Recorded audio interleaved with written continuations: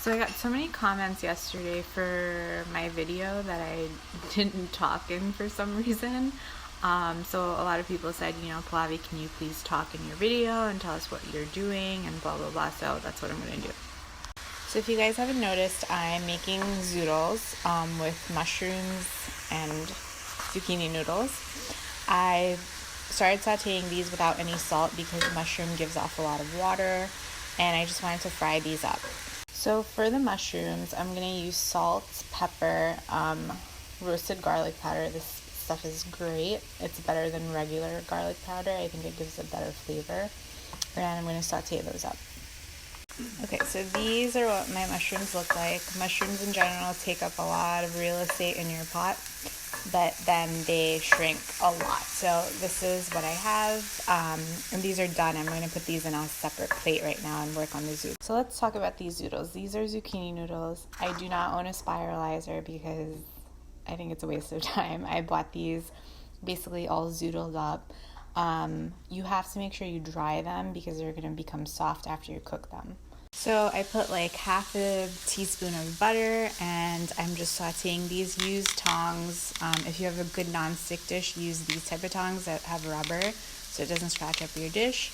And then these are probably going to cook for 5 minutes. By the way, I just wanted to tell you guys, I got home at like 8:50 because of the whole Tribeca incident. I hope everyone's okay. Whoever works downtown, I do too.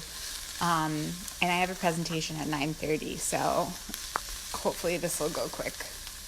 So I added garlic powder, onion powder, salt, and pepper to this, and these are pretty much done. You don't want to cook these anymore because they're going to become all smushy and gross, and it's not going to be like pasta. So you want to keep these as is, and we're going to move on to the sauce now.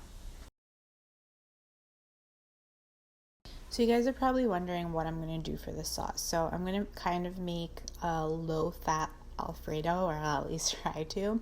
But I'm going to use vegetable chicken broth, low sodium, and 2 tablespoons of this. So what I'm going to do is I put my vegetable broth and 2 tablespoons of Alfredo, not too much, and we're just going to whisk this up to make a sauce and bring this to a boil. So I had some bacon lying around in my freezer that I haven't used in a while. So I put it in the microwave and I snipped it with scissors so I don't have to clean a cutting board. And I'm just frying these up right now. So as you guys can see, my sauce has come to a boil. So I'm just going to taste it and season it with a little salt because it's probably going to need some, and pepper and maybe some garlic. So I drained my bacon because it did let off quite a bit of oil. And then I took out the excess oil because I didn't want all that fat.